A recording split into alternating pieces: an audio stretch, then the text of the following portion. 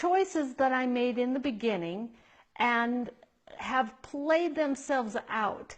And I've been able to see what's happened in my team and in other people's teams. So that and down through my big team, I've been able to watch it. And so I know that there are certain things that people are doing that are creating huge problems for them.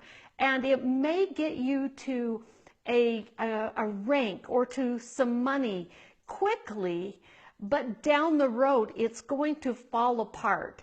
And you are not going to have the result that you want. So when it comes to residual income, what you're looking for is to create a powerful system of duplication so that you are not having to continue to do the same thing over and over and over as far as teaching classes and enrolling, 10 years from now and 20 years from now. Do you really want to do the same thing now down the road, or do you want to create some residual income?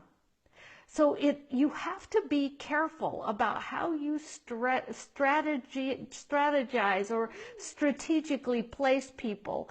And, so I'm going to teach you what works and what doesn't. That's what this is all about. So I'm going to, talk about some of the things that people have issues with. I was the first person to earn the Power of Three team $1,500 bonus. What does that mean to you, and why does that matter? It matters because of how I did it and what's happened and how that applies to rank, doing it one way versus the other, and so that what you do in the beginning can create that it's way easier down the road if you do it right. So what is it that I've been teaching you? For those of you who have been following me, it's like, where do you place people? Place people on your first level. On your first level. So in saying that, all of the times that I have, what do you think the question is that I get asked a lot? Of course, it's like, so when is it okay to place people down on another level or under other people? When is that okay? So there are so many scenarios that we could look at with that. And I'm going to, I'll start with one and see where it leads, okay? One of the times that I would consider placing people under somebody would be when it would have to do with a family relationship that's going on, okay? So if you have a family member that is a member, let me put it this way. Maybe you met somebody and you enrolled them and you realize that, oh, they are a relative of somebody that's on your team that you also enrolled, okay? And this other person is maybe down on your team somewhere, first, second, third level, wherever. So would you place that person that's maybe there, maybe it's a brother or a sister, a sibling, right? So you met the sibling and you're the person that introduced them to doTERRA, or you're the person that you did the work to bring them in, but then you're aware that their relative is also on your team. So would you then place that person under their relative? Questions to ask. First of all, does the person that you're enrolling want to go under their relative? Do they want to go there? Okay. Did they bring it up? Do they, let them know if you want to. Let them know that this person's on your team. Do they have a close relationship? Is it close? Just because they're related doesn't mean it's a relationship that's going to work good in the business, right? And is the person that is the member already, the family member that's already in doTERRA, are they doing the business? Okay?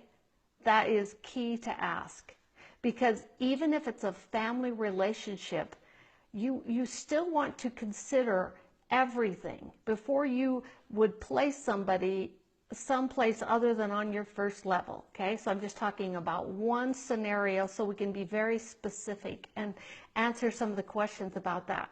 So with a family relationship, you may want to place that new enrollment under the family member if that family member is doing the business, if they really have a relationship that would be beneficial to both of them, personally and business-wise, for them to be placed under their relative.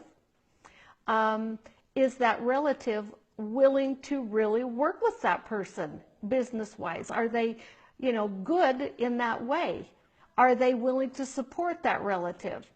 Because if you're the person who has made the relationship, created the relationship that is connected to the doTERRA business, that's where they're going to go first, even if their family member is in doTERRA. You're the person they connected with. Oftentimes, that family member may have tried to get them in doTERRA, and that just didn't work.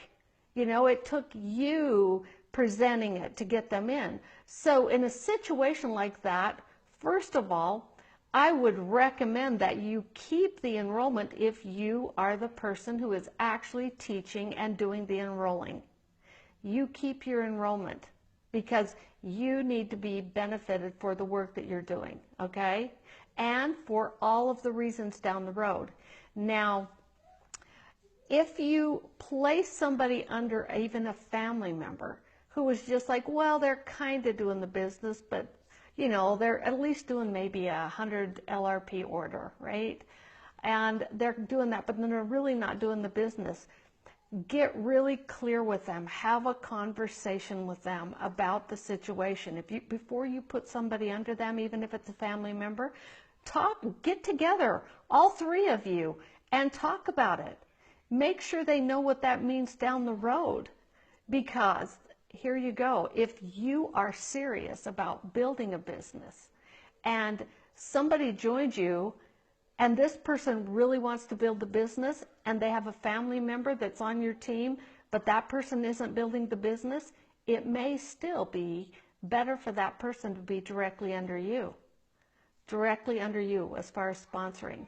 So that's something to look at. So when I say place everyone on your first level, you've got to consider, family relationships. But when you're considering that, you have to think about, what are the people doing, and do they really want to show up for each other in that way? Because if you place somebody under somebody who's really not doing the business,